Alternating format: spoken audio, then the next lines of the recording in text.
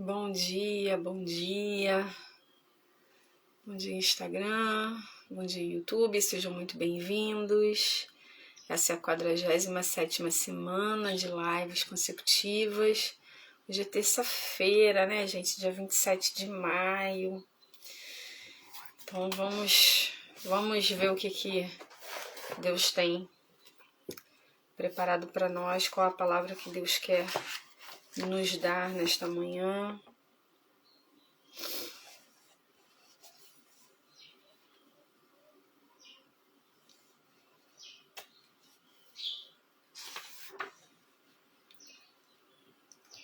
27 de maio. Cantem ao Senhor.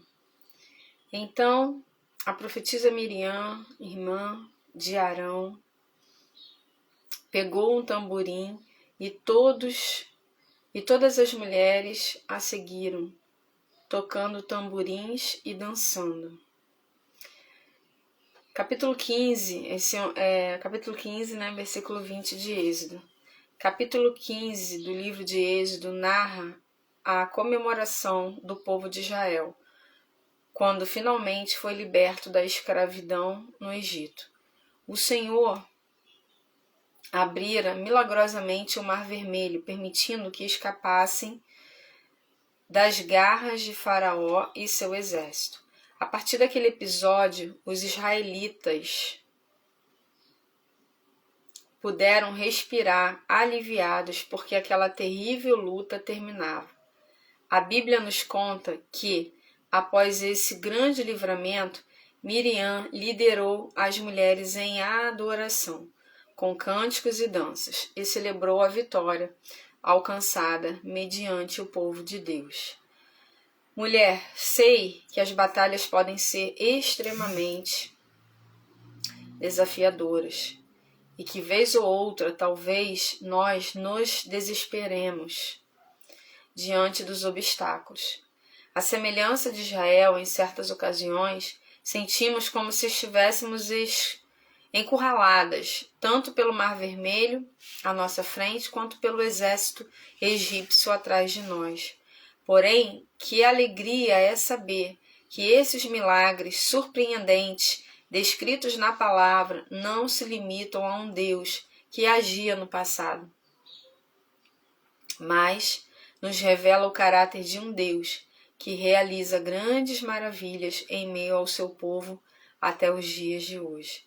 O Senhor é soberano sobre qualquer adversidade. Por isso, assim como Miriam, podemos celebrar sua onisciência, grandiosidade e poder neste dia. Ele é imutável, sempre bondoso, misericordioso e digno de receber todo o louvor. E as Escrituras estão repletas de histórias de homens e mulheres que testemunharam obras divinas, sobrenaturais, e ao lermos tantos relatos podemos carregar a certeza de que o nosso Deus está cuidando dos detalhes e grandes marcos de nossas vidas. Hoje eu a encorajo, após terminar a leitura desta página, tire um tempo para exaltá-lo e engrandecê-lo. Deposite toda a sua fé e confiança no Deus do impossível. O convite hoje é para que possamos adorá-lo, louvá-lo, celebrá-lo, agradecê-lo por tudo aquilo que ele já tem feito nas nossas vidas. Amém? Você encontra esse devocional na loja Cairóis, ao lado da Casa Vídeo, próximo à Rua Dom Vomor, em Nova Iguaçu, tá? Foi a loja Cairóis que deixou para nós, para que pudéssemos estar meditando aqui na palavra. Iniciamos ontem a leitura desse livro aqui, olha. O problema é seu. Me desculpa te falar isso, mas o problema é seu. Deixa eu enviar aqui alguns aviãozinhos.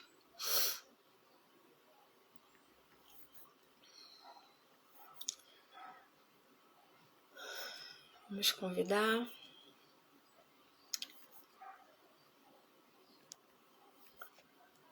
convidar algumas mulheres para estarem aqui na live.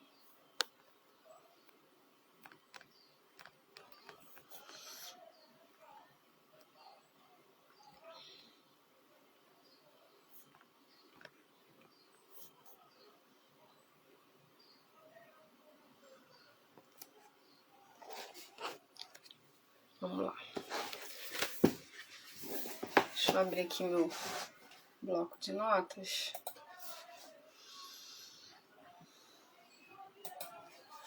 A gente ontem, olha, a gente leu só o prefácio e a introdução e entramos uma paginazinha no capítulo 1. Ou não? Nem sei se nós entramos aqui no capítulo 1. A gente nem entrou no capítulo 1, tá?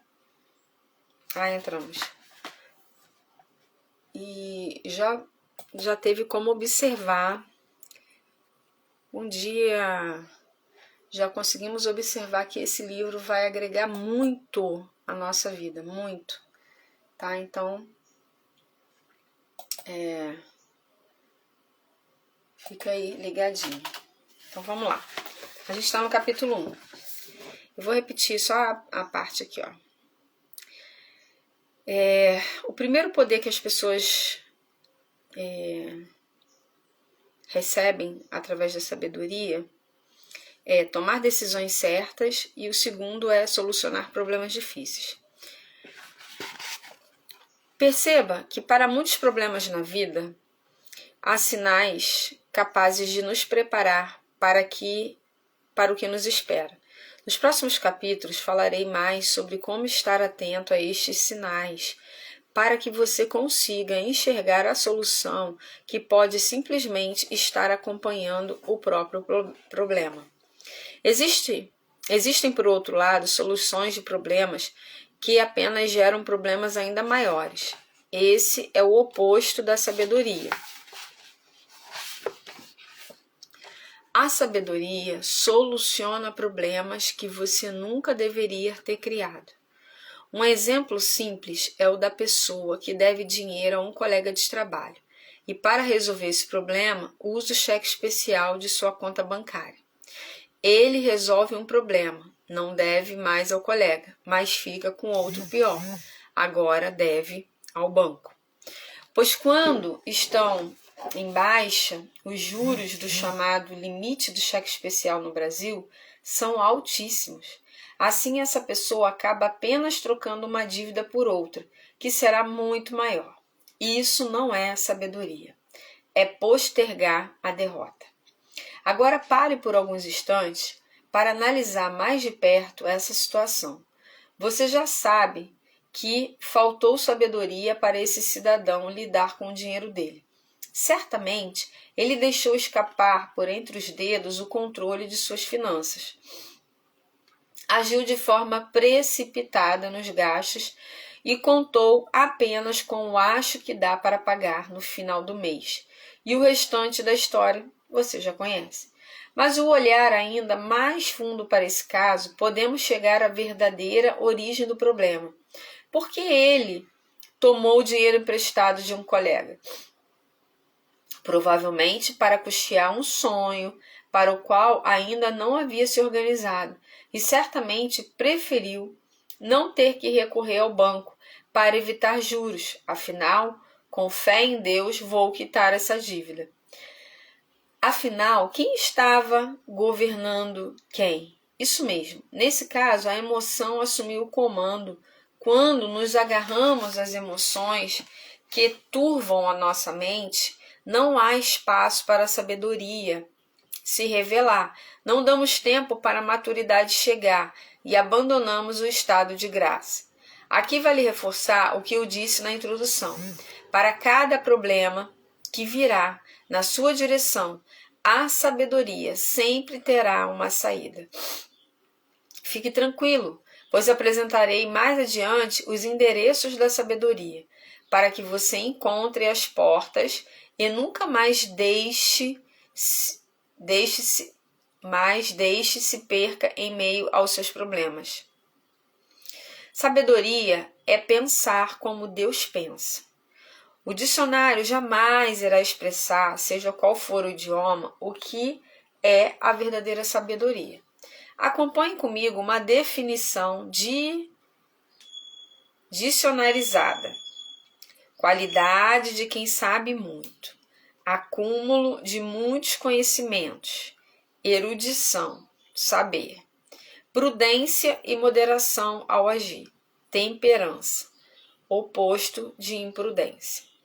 Acredito que ao longo do tempo a palavra esvaziou-se demais de seu verdadeiro significado, em especial nesta geração em que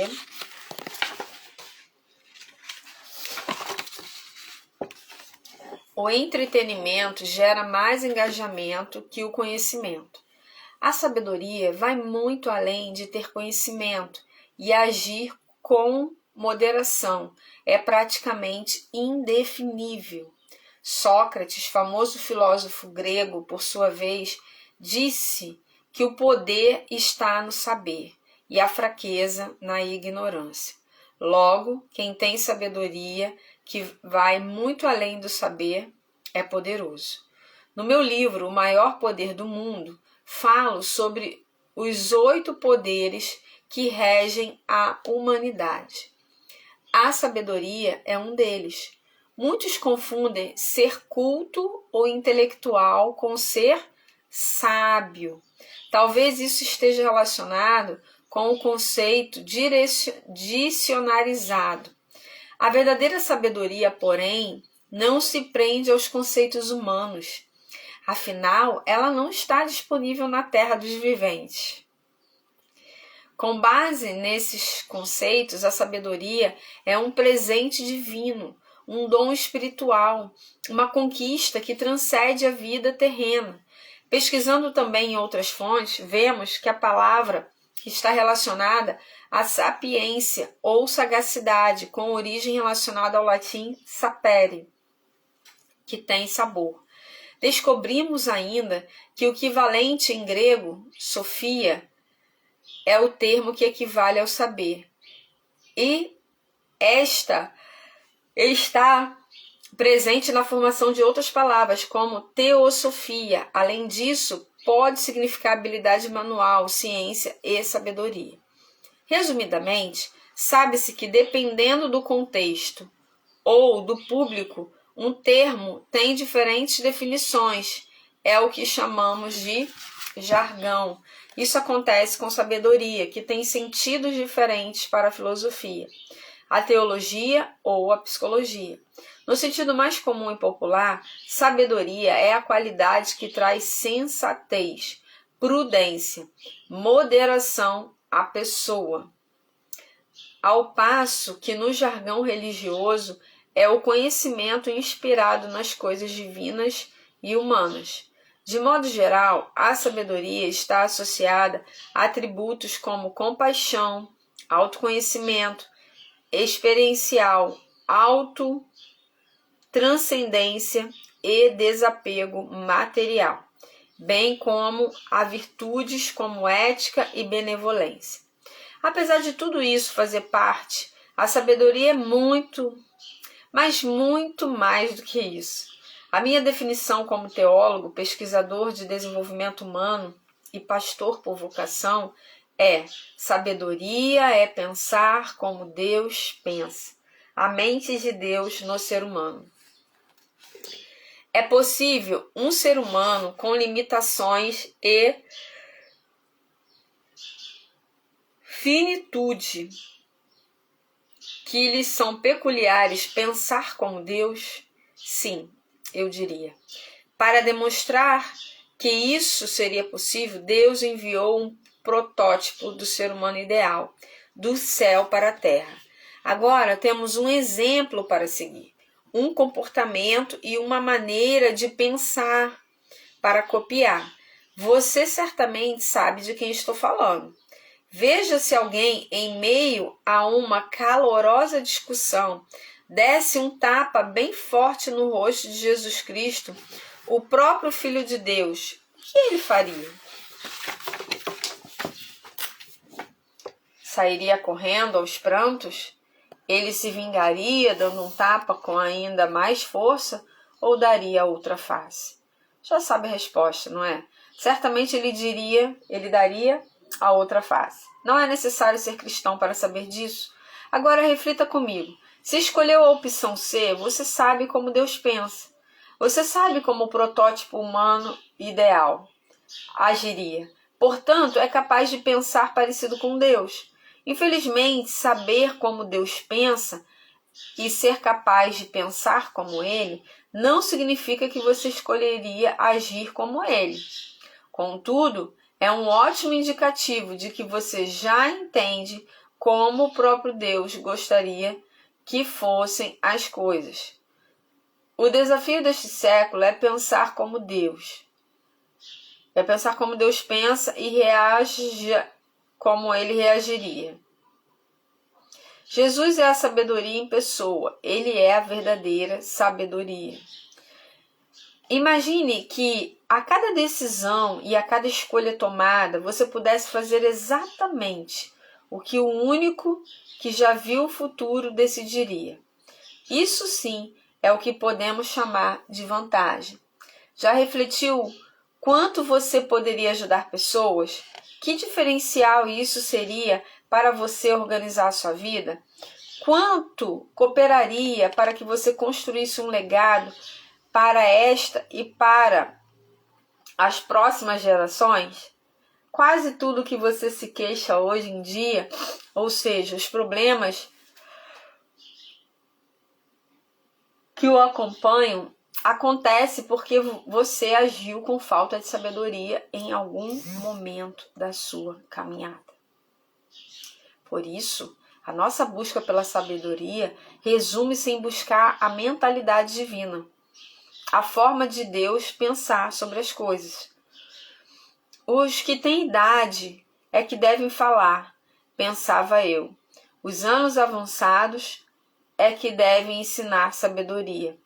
Mas é o Espírito dentro do homem que lhe dá entendimento, o sopro do Todo-Poderoso. Jó 32, 7 e 8.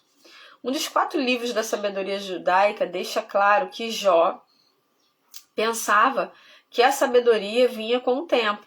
Depois, contudo, ele mesmo entendeu que é Deus quem dá o entendimento ao homem. Como vimos, a filosofia, que é o amor pela sapiência, limita a sabedoria e a conhecimento humano. Já a teologia abre as portas para espiritualizarmos o significado desse poder. Com base nessa constatação, quero chamar a sua atenção para os seguintes aspectos da sabedoria. Sabedoria é não se achar melhor que ninguém. Sabedoria é reconhecer a sua finitude, ou seja, entender que você morrerá um dia. Sabedoria é falar menos e escutar mais. Sabedoria é ajudar sem esperar nada em troca. Ao analisarmos situações cotidianas, conseguimos notar a presença da sabedoria em muitos momentos. Por exemplo, quando alguém não leva uma fofoca adiante, entende-se que se trata de um sábio. Quando a mentira ou os exageros não tocam seus lábios, há sabedoria. Tomar as decisões certas, alinhadas com seu destino profético, é sabedoria.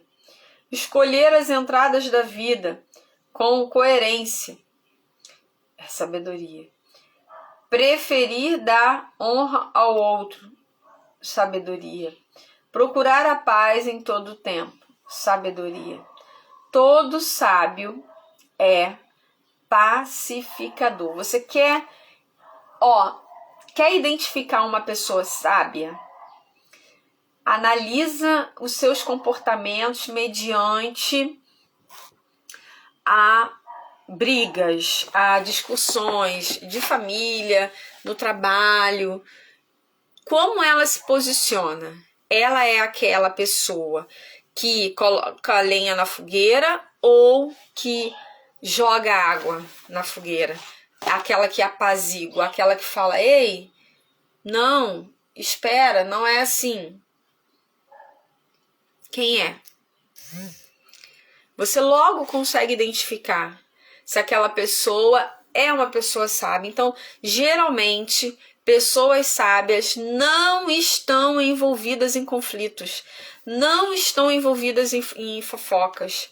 Pessoas sábias, elas se posicionam como embaixadoras da paz. Por quê? Porque são reflexo de um Deus que governa em paz e que enviou seu filho, o príncipe da paz.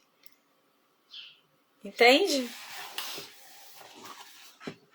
Em toda a minha busca obstinada para descobrir mais sobre a verdadeira sabedoria, entendi duas verdades e posso afirmar categoricamente: todo sábio é um pacificador. Todo sábio é humilde. Quando você quiser julgar se uma pessoa é sábia ou não, sempre use esses dois filtros, paz e humildade. Já aconteceu de eu achar que alguém fosse sábio até vê-lo agir com altivez em uma situação. Já pensei, por exemplo, que um amigo chefe que tive era sábio. Tudo mudou assim que descobri que ele semeava discórdia entre os próprios funcionários. O sábio consegue enxergar o futuro, sabe quais são as consequências do orgulho e da confusão, sabe que fatalmente ambos o deixarão à deriva em um mar de problemas. Ao que me parece, o sábio tem a habilidade de ver o futuro. Como conquistou a forma de pensar e de agir de Deus, tem essa habilidade divina. Exatamente por isso é pacificador.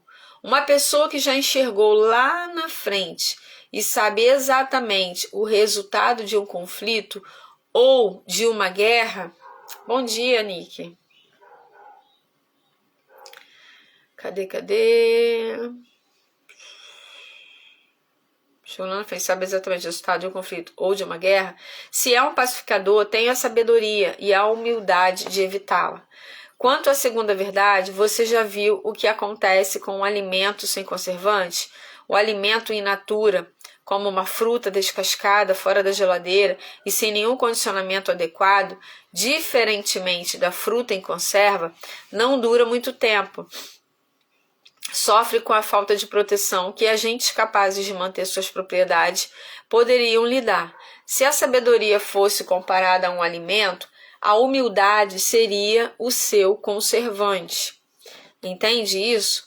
A sabedoria não é como um produto que, ao ser comprado, torna-se propriedade de quem o adquiriu. Pelo contrário, depois que conquista a sabedoria, você muda de nível e tem o desafio de mantê-la. Para manter a sabedoria é preciso humildade, e a melhor coisa de ser humilde é: quem já é humilde não pode ser humilhado. Isso é bom, não é? Com relação à humildade do sábio, ela também é demonstrada por seu desejo de ser amado de verdade por todos. Existem muitas pessoas que são apenas toleradas, mas o sábio quer mais do que ser tolerado por todos.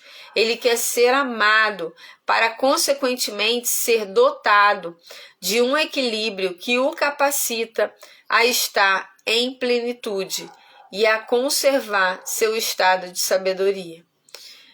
Por essa razão, o poder divino tem mais duas funções importantes na vida do ser humano: orientar e cortar. Orientação é a base de acertos da vida, e cortar excessos é a única forma de ser uma pessoa equilibrada. Você talvez se pergunte se essas orientações podem ser acessadas tão facilmente assim. E eu respondo, quem tem sabedoria e quer evitar problemas está sempre em busca de orientação. Sabe a vida que você sonha em viver no futuro? Certamente há alguém que a vivencia no dia de hoje. Certamente.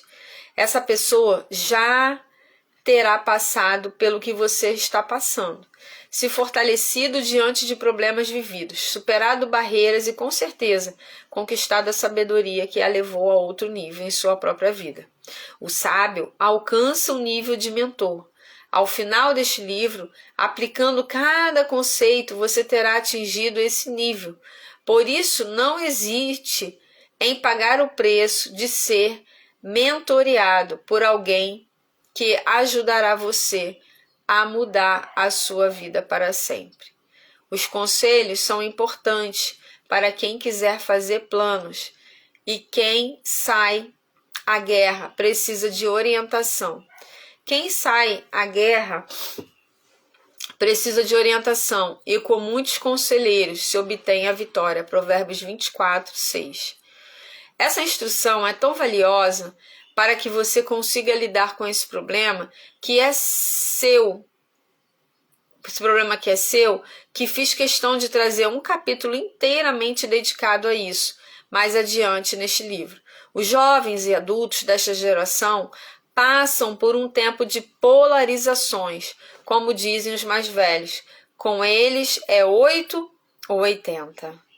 É direita ou esquerda. São causas pacíficas ou violentas. Tudo o que acontece atualmente leva-os a movimentos e protestos. São basicamente um barril de pólvora prestes a espalhar problemas. No momento em que escrevo este livro, o planeta está enfrentando uma pandemia causada pelo Covid-19. Mas o que realmente me assusta é o extremismo instalado em pleno século XXI. Se você analisar as vitórias da humanidade ao longo da história, os extremistas não fazem parte dela. No entanto, hoje em dia, os haters, críticos, inescrupulosos e todos os tipos de invejosos são cada vez mais comuns. No meu livro Especialista em Pessoas, nós já lemos, trato da necessidade de que todos têm de aprender a lidar com todo tipo de gente. É muito desafiador não permitir que os extremistas ditem os nossos passos e muito menos influenciem o nosso futuro. Mais uma vez, é preciso recorrer à ajuda da sabedoria para não fazermos parte do time dos extremistas desequilibrados, que são capazes de enxergar problema em tudo e causar uma série de outros problemas ainda maiores. Veja bem, isso não significa que as desigualdades do mundo devem ser aceitas passivamente, já que isso não seria nada sábio. Pensemos, porém, no exemplo de um homem que lutou pelos direitos dos negros nos Estados Unidos. Se não tivesse sabedoria, Martin Luther King Jr., que se tornou o grande líder da luta pela igualdade racial na década de 1950 e 60, daquele país, diria a seus seguidores para empunharem armas e recorrerem à violência para exigir igualdade de direitos civis e paz para os afro-americanos. Sem sabedoria, perdemos o agir em extremos, pois perdemos a humildade e pensamos ser os donos da verdade. Pomos uma ideia fixa na cabeça e queremos alcançar os nossos objetivos a qualquer custo. Isso nunca deu certo. Tal falta de sensatez é sempre fonte de problemas que podem e devem ser evitados. Mais adiante neste livro, vou ensinar você a parar de criar problemas também. Apenas guarde isto para evitar o problema com os extremos. Cultive o equilíbrio, que é o caminho para que a sabedoria prospere em você.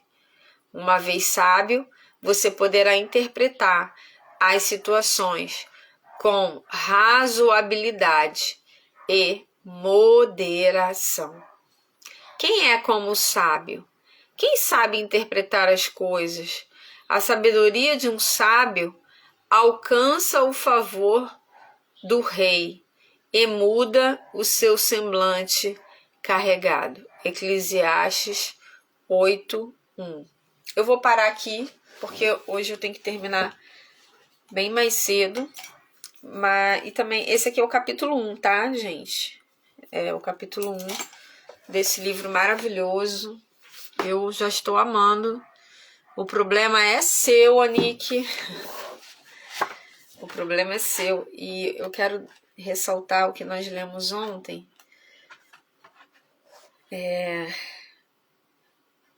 Cadê?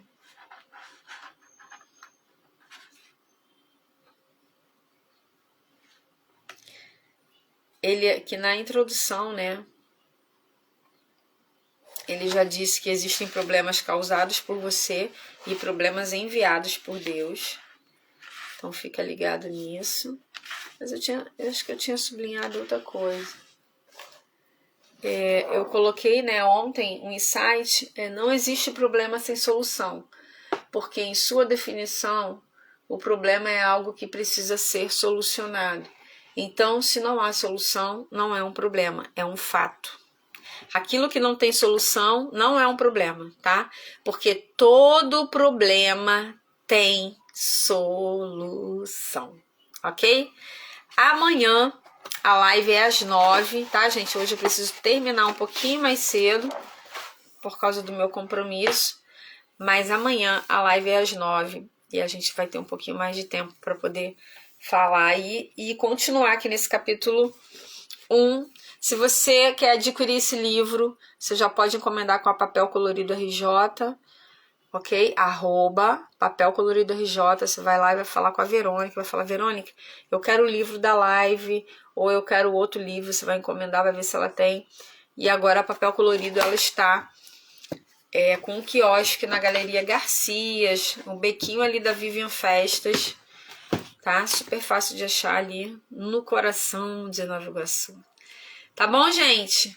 Beijos, lives ao vivo aqui no Instagram e gravadas lá no YouTube. Por enquanto, não sei como vai ficar. Já vamos fazer aí 1 ano de lives. Olha isso. Você tem ideia do que tá acontecendo aqui, meu amor? 1 ano fazendo lives? Não é pra qualquer um não, gente. É porque Deus direcionou, porque vontade de parar eu tive várias vezes, tá? Não sei como vai ficar depois de 1 ano. Meu compromisso é com 1 ano. E eu falei hoje com o Senhor, eu falei, Senhor, se for da tua vontade, que eu continue com as lives, com esse tempo de qualidade, abençoando a vida de pessoas de forma gratuita, que entrem pessoas na live, que o Instagram entregue mais as lives. Então, que tenha pessoas ao vivo aqui comigo nas lives e que tenha curtidas lá no YouTube, para que algo faça sentido. Eu preciso de um sinal de Deus, tá? Então, é isso. Não sei como vai ficar, mas eu creio que Deus vai me dar a resposta. Ok? Beijos. Até amanhã.